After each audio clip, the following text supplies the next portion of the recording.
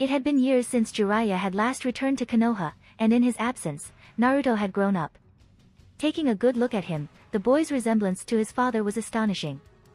If it wasn't for the flaming red hair he'd so clearly inherited from his mother, Jiraiya would have thought it was his old student brought back from the dead. "What's going on here?" Shirakumo demanded, looking back and forth. Unfortunately, this was perhaps not the best time for a reunion between godfather and godson. The safe house Shirakumo had promised looked to have been compromised. With a single sweeping glance, Jiraiya assessed the situation. Naruto, along with 3 other Leaf Chunin, surrounded a bound female civilian in what could only be an interrogation. Beyond them, a young female genin comforted 2 civilian children cowering in the corner. "She betrayed us," said the blonde Chunin, his nostrils flared. "We stayed here to help her and she freaking betrayed us." An angry-looking Chunin rounded on Shirakumo. "Where the hell is Mayu? Why is she not with you?" The Jonin shook his head. "I'm sorry. She and Tazuna were both taken. We don't know where, but we decided to first regroup to reassess the situation." Letting out a swear, the Chunin reached down and grabbed the bound woman by the scruff of her shirt. "Where is she? Where did they take her?" To her credit, the bound woman looked calm. "I don't know." "What do you mean you don't? Who are you?" Naruto broke in. It was directed towards Jiraiya. The boy's gaze had been fixed on him from the moment they had reached the safe house. Jiraiya felt intrigue bubbling inside of him. With Naruto looking this similar physically to Minato, he had to wonder whether he took after him in other aspects as well. Thrusting out a hand, he struck a pose for the second time that day. "Thank you for asking. I am Mount Mayaboku's Monk of the Frog Spirits, also known as the Toad Sage, Jiraiya." Jiraiya. Naruto had heard the name before. There had been numerous records of the Sanin's legendary deeds from the Second World War. If he remembered correctly, the Hokage had once mentioned the name as well, in association with his father. In all the legends of the Sannin, however, none had mentioned a perverted old man who peeked in the women's baths. Naruto glanced at Shirakumo, but the Jonin's demeanor seemed unfazed around the man. Nor did he look as though he was being controlled by some sort of genjutsu. Was this man truly who he claimed to be, the great sage, Jiraiya? Could they count this strange man as a potential ally? It may have been a comforting thought, especially in the light of recent events. But whereas he could see Team Shirakumo's members relaxing, Naruto did not jump to the happy possibility. Instead, he maintained his distance. He would choose his own allies, he thought. "Does Akatsuki mean anything to you too?" Naruto asked. As expected, Shirakumo shook his head, but Jiraiya looked intrigued. "Is this civilian involved in Akatsuki?" "What is Akatsuki?" Naruto pressed. Jiraiya stroked his chin. "They're an organization I've been tracking for years now. For all intents and purposes, they function like mercenaries, taking on all sorts of nasty, shady missions the villages don't want to be associated with. But as for their final objective, well, that's why I'm still out in the field. Let me say this, at least." It was Kane, her chin jutting out stiffly. "The true reason why Gato has been able to stay in power is because Akatsuki has been supporting him from the shadows." "Then how could you be working for them?" Rai exploded. "I thought you wanted to help this country. They made me a deal. I was to go into the Hidden Leaf, request Chunin bodyguards on a journey to Wave Country, and delay their return for as long as possible. In turn, they would withdraw their support for Gato, allowing us to overthrow him and take back the daimyo." Kane's voice grew quiet. "And of course, they reminded me of the consequences of failure." Naruto's thoughts flashed back to their journey across the water, on the mysterious assassination attempt on the merchant. Sai's eyes narrowed. "You sure are speaking freely. Why is that? Even if you all kill me now, I've carried out my end of the deal. This country will soon be free. Gato will be dead, and my brother's death won't have been in vain." A mixture of both resignation and pride struggled for dominance on Kane's face. "There's no longer any reason for me to hide the truth. As I said, do what you will with me. I'm prepared for the consequences." "But why?" Menma spoke up. "Why would this Akatsuki group want to keep some random leaf nin here in Wave Country?" "Perhaps it wasn't so random," said Jiraiya, staring straight at Naruto. One by one, the pieces were coming together. Judging by the glimmer of realization in Shirakumo's eyes and the puzzled looks on his teammates' faces, everyone his own age had been kept in the dark regarding Naruto. He felt a stab of irritation. Considering how the Hokage had gone out of his way to even put a seal on his memories, he'd thought the old man would have at least done a better job of keeping him a village secret. But now it seemed as though he was on the hit list of every other missing nin out there.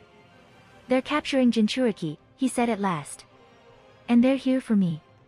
The Nine-Tails Jinchuriki, Uzumaki Naruto. What do you think about him?" Before she could stop herself, Mayu felt her eyes widen. How did this man know about Naruto? But no, she couldn't reveal that she understood his question. "I don't know who you're talking about," she said, bracing herself for the man's reaction. Instead, he seemed to take it in stride. "Well, of course you do. He's your teammate and current team leader." From his similar attire and the way the man freely walked about the cave, it was clear that he was associated with the missing nin who had captured her. However, that was the only thing he seemed to have in common with them. He didn't inspire overwhelming terror in the way those two did. He was just weird. As discreetly as she could, Mayu scanned their vicinity. Apart from the man, they were alone. She felt her heart lift. While she had been disarmed and bound with rope, she could still feel the clips in her hair. In a voice that sounded stronger than she felt, she demanded, "What do you want from me? I'm not important enough to my village to ransom with, and no one's going to come here for me." Suddenly, with a pang, she thought of Rai. With any luck, Naruto would be able to hold him back from making any rash moves. "Oh ho. So he's trash," said the man in a cheery voice.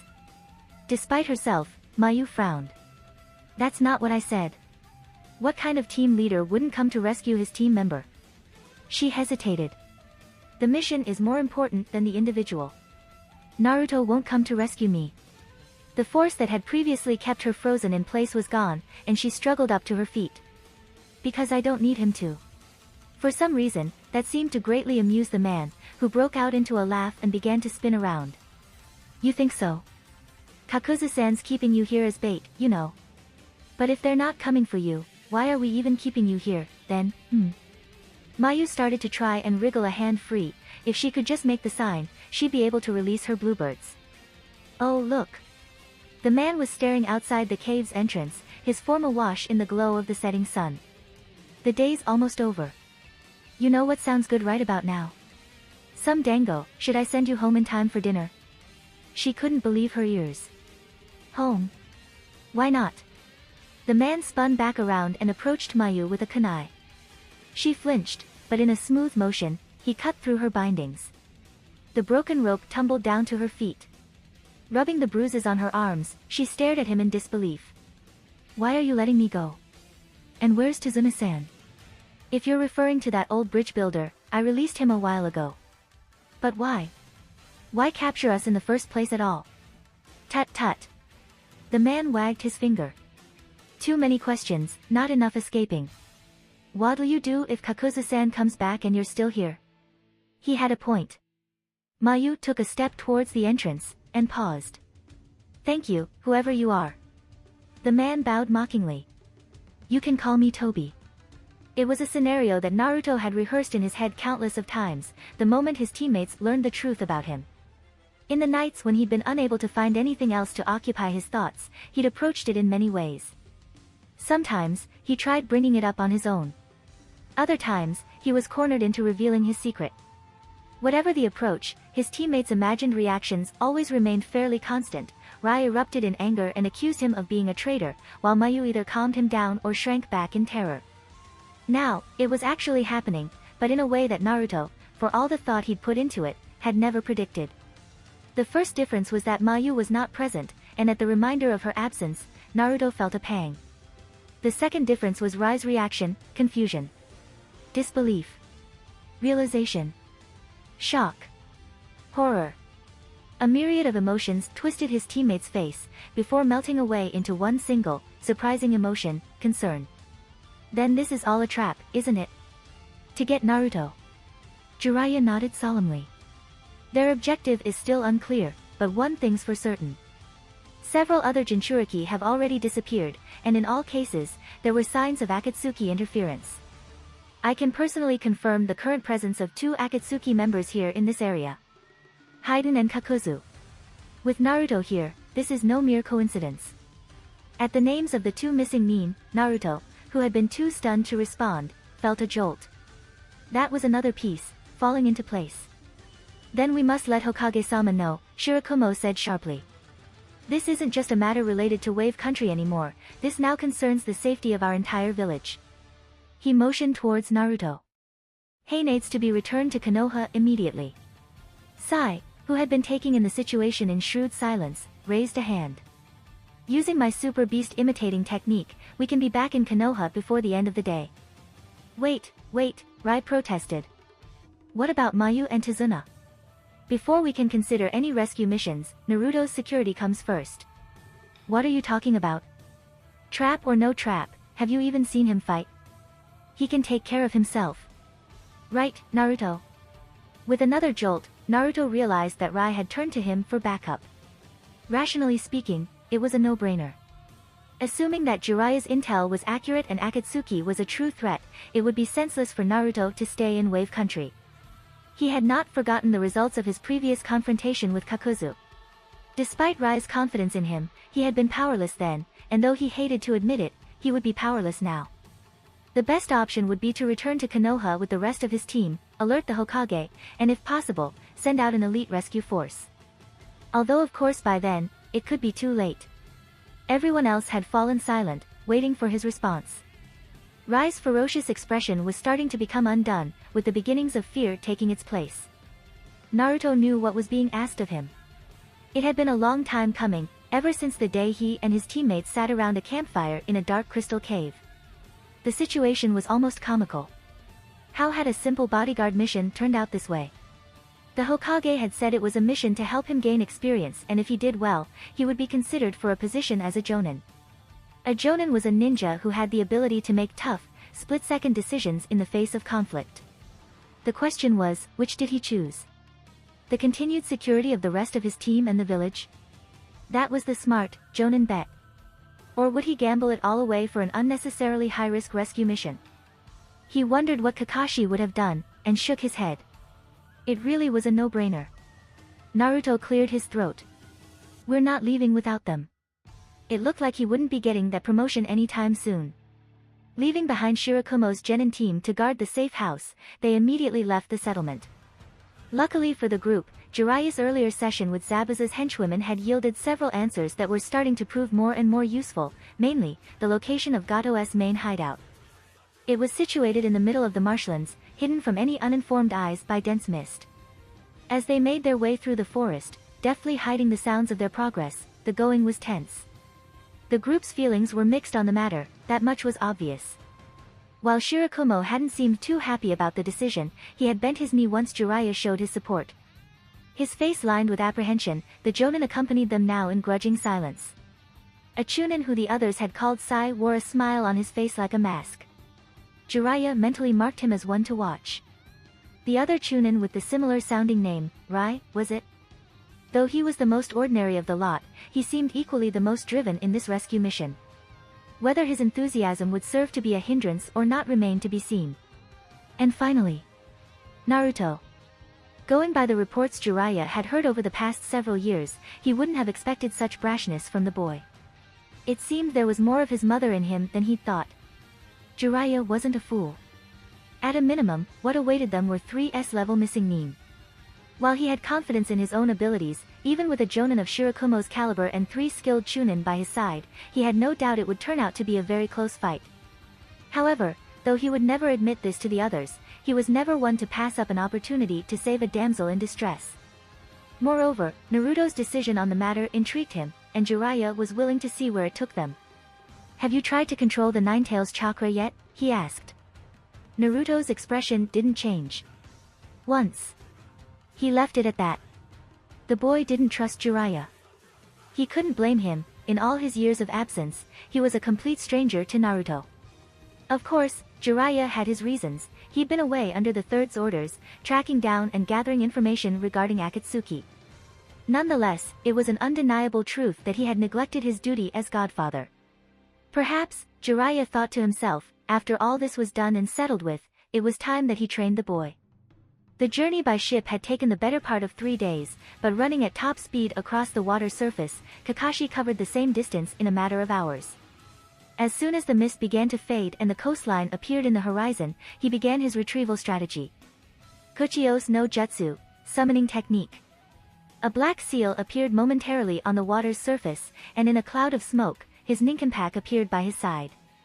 Kakashi held out the only thing he had been able to find on the ship, a cloak that Naruto's shadow clone had presumably been wearing. "I'll need you guys to get to work right away." Once his hounds had the scent, they ran off ahead of Kakashi towards the main island. Reaching the shore, he immediately noticed the difference since he had last left it several days before. In the place of the once crowded, worn-down settlement, there was now a muted emptiness.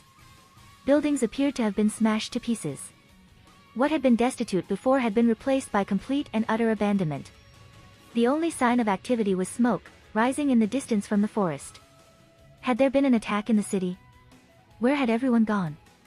Kakashi picked his way through the settlement, noting several strewn bodies in the rubble. Thankfully, none of them wore the leaf hitayate.